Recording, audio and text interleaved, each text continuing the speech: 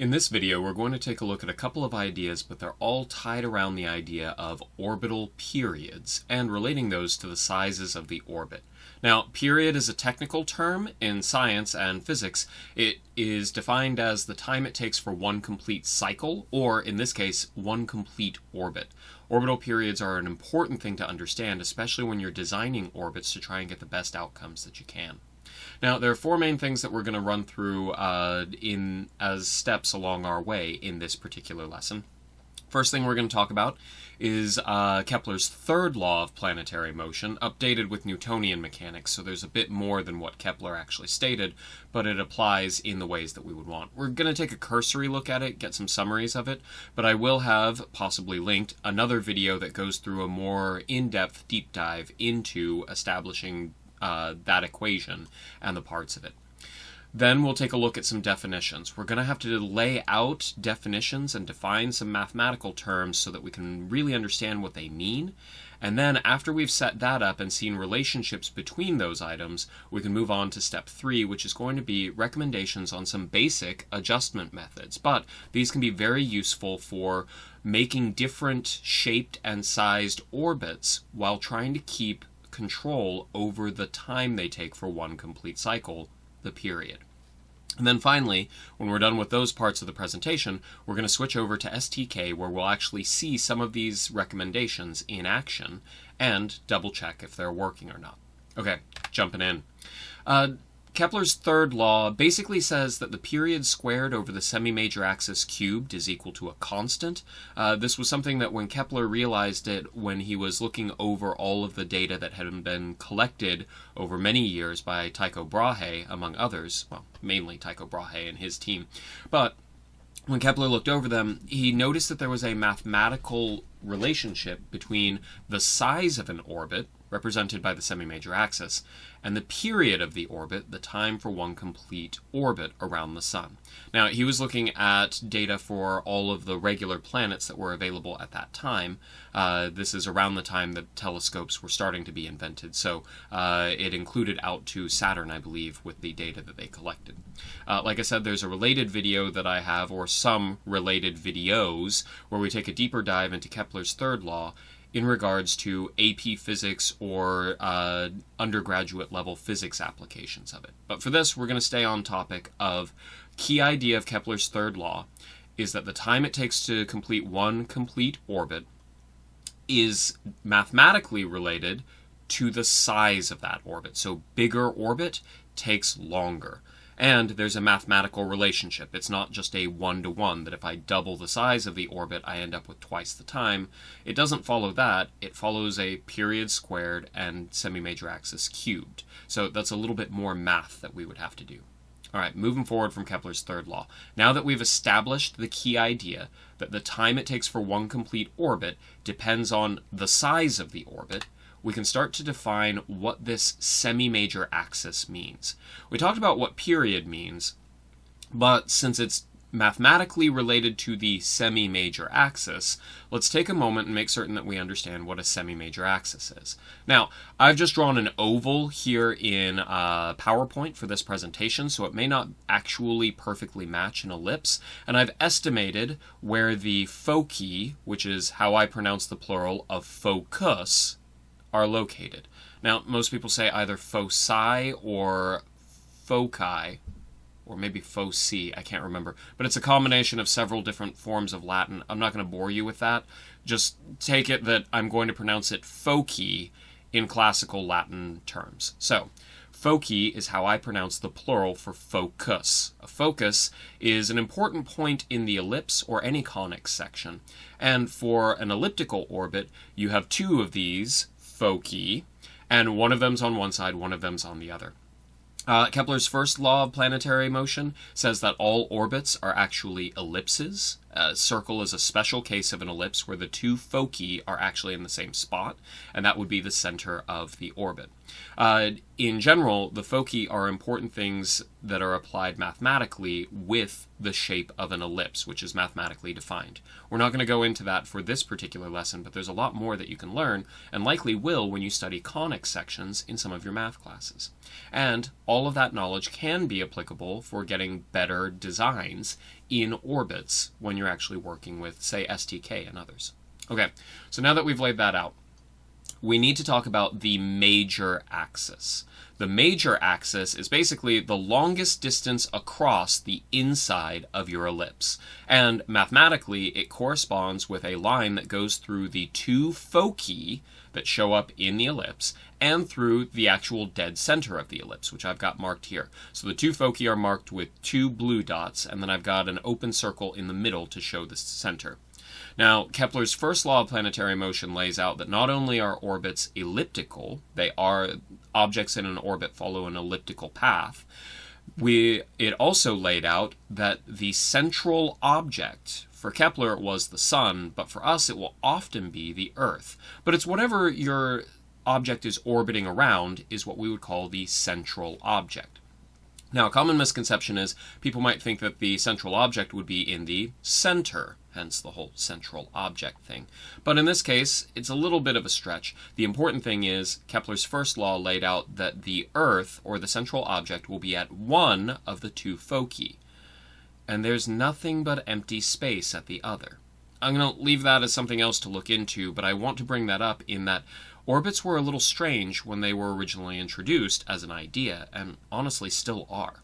But based on everything that we've seen and all the science that we've collected, we do end up with this outcome that the Earth, or central object, will be at one of the foci and empty space at the other. And there's also usually empty space at the center of the orbit. There's nothing there, at least normally. Unless another satellite happens to be there, I guess. So we've got mainly the central object, the Earth, at one focus, and then you've got your elliptical orbit with the satellite going around it. Okay, now tying back into this, if we were to draw a line from one side of the orbit to the other, going through the two foci and the center, that is mathematically going to be our major axis. Now it's called major because it's the big one. There's another one that I haven't described, which actually goes through the smallest distance across, which is actually perpendicular to it, so 90 degrees offset, and that would be the minor axis. You'll study that in the math classes, and it does have applications that we're not going to look at in this video, but they also help define something called the eccentricity, which is the second of our orbital elements, at least of the classical. Okay, now that we've got that set up, we can see that we have the major axis, the whole major axis, going through the way that I've drawn it horizontally here, and it goes through the two foci and, therefore, through our central object, specifically through the center of our central object, which would be the center of the Earth. In this case, that's the major axis. Semi or semi-major means that we're cutting that in half. So here is finally a representation of the semi-major axis of an ellipse. It is half of the biggest distance across. One of the reasons why we use the semi-major axis as opposed to the full major axis, they're both directly related to each other. It's kind of like the radius versus the diameter. In this case, to summarize why semi-major axis is usually used, we have a lot of useful mathematical relationships between the semi-major axis instead of the full major axis. So since it shows up in more equations and we've got it as something that is a little bit more versatile, a lot of times we will default to talking about the semi-major axis as a more important focus than the full major axis. As I mentioned before, this is actually the first classical orbital element. That's why I emphasize it so much, because it is so important for actually understanding Keplerian orbits, which is a key part of what we work with. Reiterating how it connects for you all, so that you don't necessarily have to know all of the equations and how to use them, though those can be useful. The semi-major axis is a way of describing the size of the orbit. So a bigger semi-major axis means a bigger orbit. And for our purposes, we usually move away from the classical orbital elements, and then we use a different set of orbital parameters where we control the altitude of the apogee or perigee. Which brings us to the next part. Okay, examples. So I've drawn out 3 diagrams here of 3 different orbits, all of them with the represented as the Earth as the central object, what the satellite is orbiting around. Now, I've got the center of the ellipse marked with each of these, and you can also see that I've got the foci, or this focus on the right, over here spread out at approximately the spot where I think it would be. Again, I haven't mathematically solved them. This is more representational. Likewise, the other focus is at the center of the Earth, so that's where I've placed the Earth. So in this top one, we have a small semi-major axis. I call that A1 for orbit 1. We see the satellite kind of frozen here. It's in the middle of an orbit going clockwise. The second orbit is a bigger orbit. I'm sending the satellite out farther, and as a result, we have a larger semi-major axis. A2 is bigger than A1.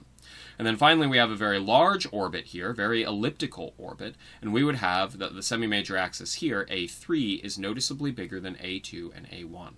Now, because of the first thing that we introduced, Kepler's third law of planetary motion, we can also safely conclude that the orbital period of orbit 1 is less than the orbital period of 2 and is less than the orbital period of 3.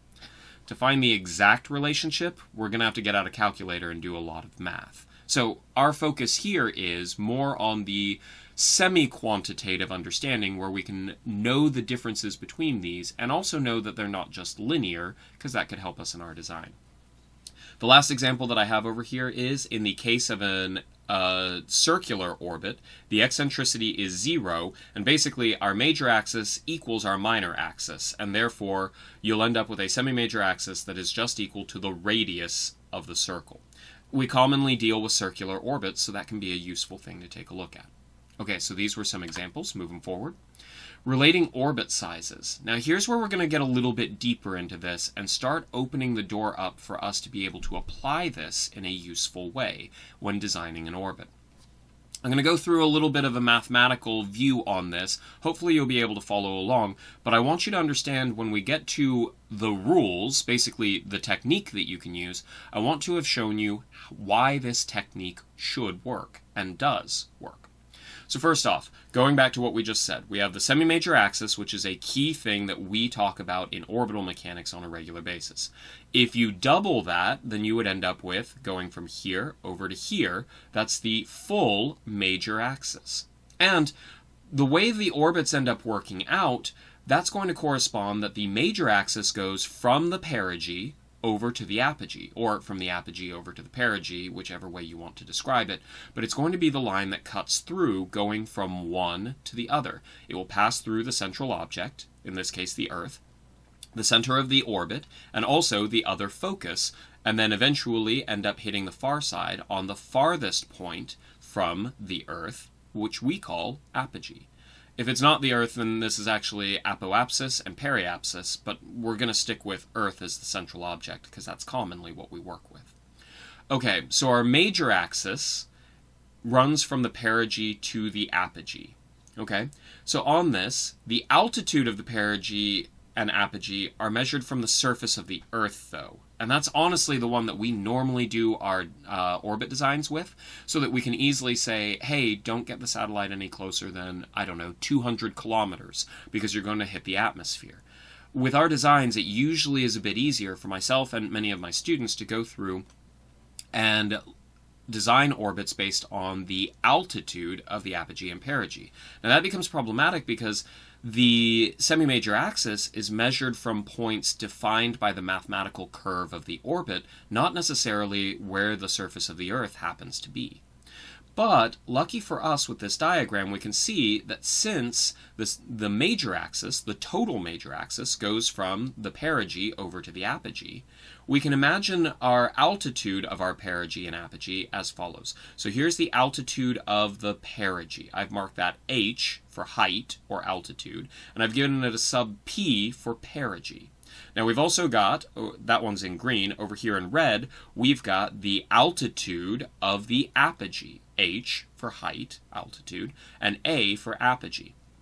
But we can see that these are only part of the total major axis that runs from the perigee over to the apogee.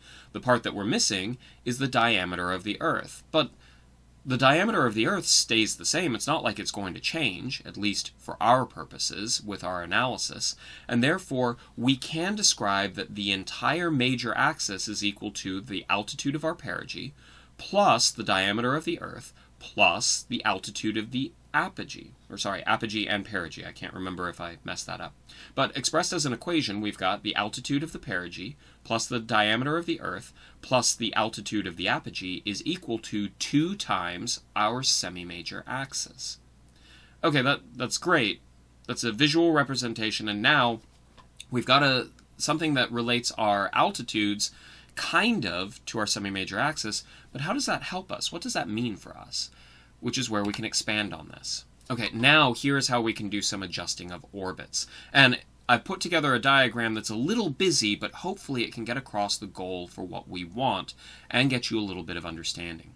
What that equation means is we can get the same period, which is based on the major axis, technically the semi-major axis, the way we look at it. But if you keep the same semi-major axis, which happens if you keep the same major axis, then by Kepler's third law, you will keep the same period. Okay, well, here's one orbit that we could start off with. Let's say I start off with this orbit as part of my design, and it has some period t1. And I've got it where this is a very elliptical orbit. I've got a low perigee, very low altitude for my perigee. Here's the size of the Earth, and then I've got a very high altitude for my apogee. According to our equation, here's what I can do.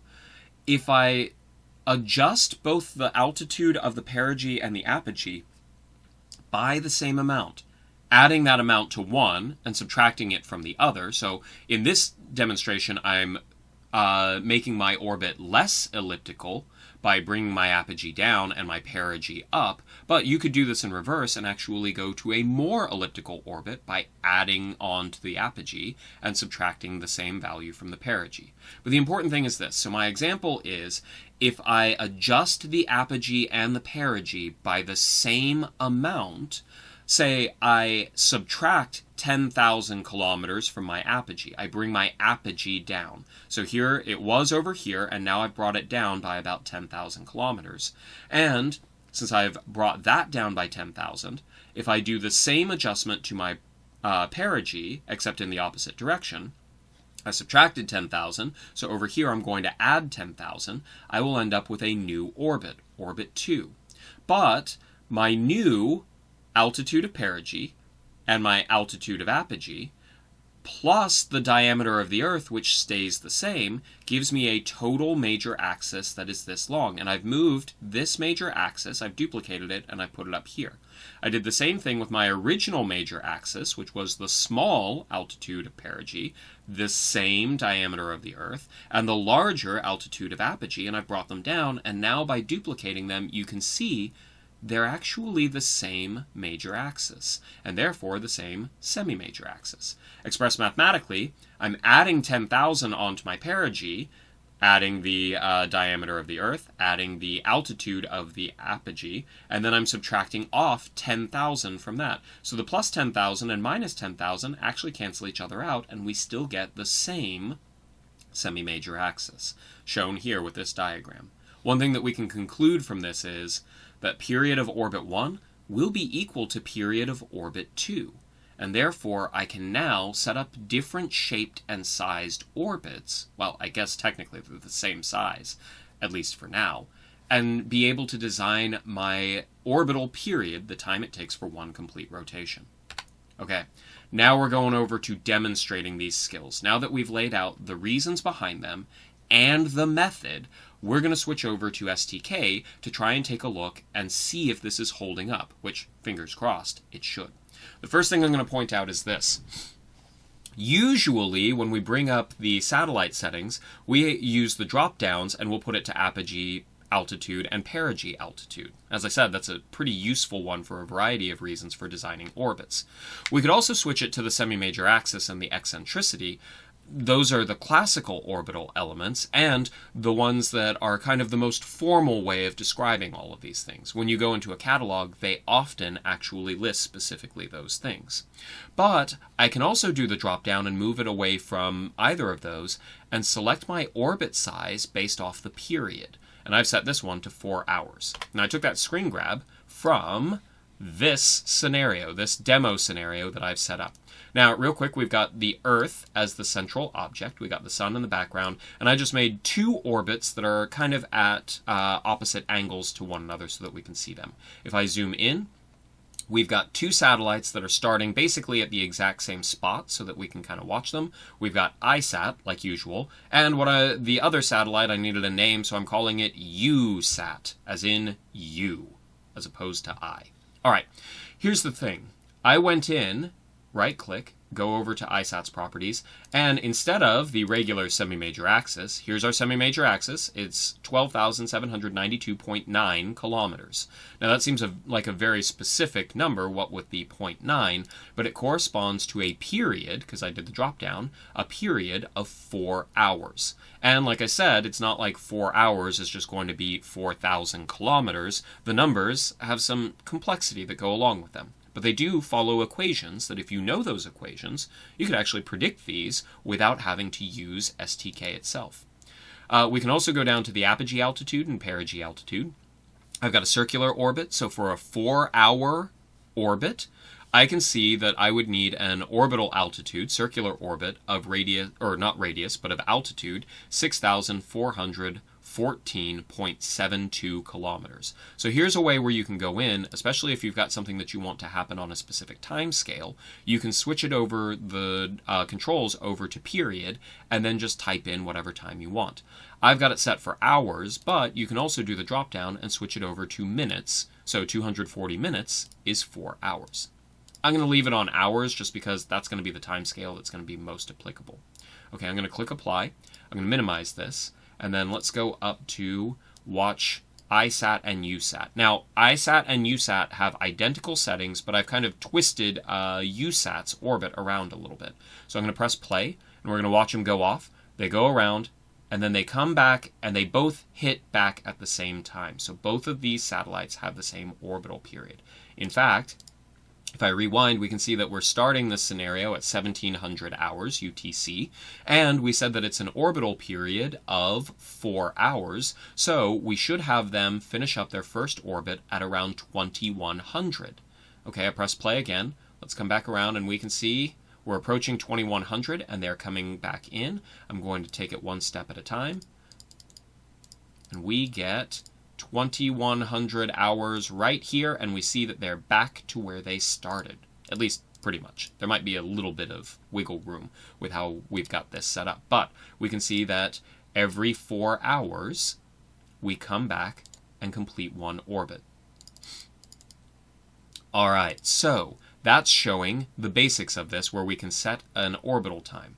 Now let's check my model. I told us that we had a model that we can... Actually, let's check one other thing real quick. I'm going to go into ISAT, and I'm going to change it. What if I don't want 4 hours? I'm going to go with 8 hours instead. Apply. Now that I've done that, we're about to switch out, but our semi-major axis has jumped up to 20,307.4 kilometers. That's apparently, and an altitude of 13,929. That's apparently the numbers that we need to get an 8-hour orbit, at least around the planet Earth. Okay, going back over to our 3D view, we can see that ISAT is now noticeably farther out than USAT. And let's give this a try. I'm going to rewind. Let's go back to the beginning. They're starting more or less. They're not on top of each other, but they're in the same alignment. So we've got them set. Here we go. I'm going to press play. We watch USAT go zipping around the planet, and 4 hours later, USAT comes back, but ISAT is on the far side of the planet. But I'm going to keep letting it go. And now we've got, at 8 hours in, USAT has done 2 orbits, and ISAT has done 1 orbit.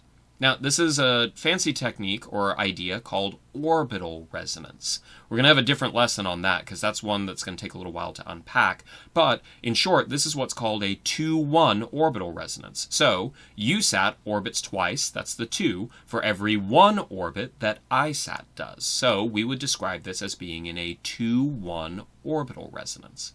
We'll talk more about that in one of the later videos, but those can be very useful for understanding designing orbits to get certain things done. Looked from above, I'll go back like this, Press play one more time. We see ISAT comes around, completes its orbit, and then catches back up. At 2 orbits, they end up back on top of each other. Okay, so I'm going to bring ISAT back down to 4 hours. We should see that this gets smaller again. Okay, so I have a smaller orbit once again, which is great. Now, the last thing that we want to do is we came up with a mathematical method, and we said that we can still get the same period. So once again, when I press play, now they're matched back up, and they come back and complete 1 orbit at the same time. In fact, because they have nearly identical orbits, at least from size and shape, they actually go the same speed at any of those points. Let's see what happens when we apply that method that we came up with, though.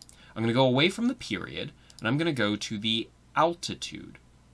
Okay, here's what I'm going to do. I'm going to raise the apogee by 1,000 kilometers. That takes me from 6,400 to 7,400, but I need to drop the perigee by the same amount. Let's see. Okay, for whatever reason, it didn't scream at me. I'll get the error at some point, I am sure. So, now that I've done that, I've switched out my orbit. Let's take a look at what the orbit looks like. Okay, looking from the top down, we can see that ISAT is now a little bit closer and a little bit farther away, so I have slightly adjusted my orbit, though it isn't necessarily as obvious. Oop, that's the 2D. Let's go back over here. I can now switch over to the period, and we can see I've still maintained an orbital period of 4 hours. Well, let's double check that. Not that I have any reason to doubt STK, but both of our satellites are starting over here on the right-hand side, so to speak. I'm going to line this up, zoom in just a little bit, and I'm going to press play. Now they go at different rates, but watch, they will catch each other once again on the far side of the planet. And we can see every time the orange satellite orbits once, so does the purple satellite. So ISAT and ISAT still have the same orbital period. Great. That method we introduced and we came up with math, seems to be working. Let's take this to a more extreme approach. Okay, this time I'm going to drop my perigee down pretty far. I'm going to go from 5,000. I'm going to drop down 5,000 kilometers, or at least I'm going to try to. Yay, it didn't yell at me. If I only drop that down by 5,000, if I go to my period is now no longer 4 hours. But I can come back over here. I dropped my perigee down by 5,000, so I need to increase my apogee by 5,000. Well, 7 plus 5 gives me 12,000. I'm going to click Apply. We're going to take a look at that in just a moment. Let's go back to the period. Look at that. Our period is back to 4 hours. Our technique seems to be working. Let's double check, though. Okay, so now we can see my purple satellite, ISAT, has a very elliptical orbit, and it's very different than the orange satellite. But we've got it where they're both starting here, side by side. Rewind. Press play. Let's watch. They're moving differently, but they both come back and complete 1 orbit at the same time. So, our technique is working. Now, this is a little bit different. I'm going to finish up this video by pointing out that many times we allow you to raise the apogee of an orbit above an existing limit by lowering the perigee by usually a larger amount. The common one in my scenarios, but not all of them, has been that you can raise the apogee by 100 kilometers by lowering the perigee by 200 kilometers. That is not based on the orbital values that you're seeing here, because as you can see, we would want to balance those out. You would raise one by the same amount that you lower the other, but that constraint is usually something to reflect fuel efficiency, or more accurately, the performance capabilities of our launch vehicles in order to get the satellite in orbit in the first place. So I want you to be careful not to conflate these two techniques, because you may be trying to apply both of them in one scenario, depending on your limitations. All right, those are the main things that we wanted to emphasize. To re-summarize, we've got, I'm going to go back to my presentation here and go full screen so that we can go to our closing screen. To summarize, semi-major axis describes how big the orbit is and is directly related to, or you could say determines, the orbital period, how long it takes for one complete rotation. When you're dealing with satellites and working with apogee altitude and perigee altitude, you can maintain the same period by moving one up by a certain amount and moving the other down by the same amount, so that you're just shifting where that line is. The last thing that I'll remind you of is a very important one. You can do the drop down, and instead of apogee altitude or semi-major axis, you can also design the orbit based around just the period. All right, until next time.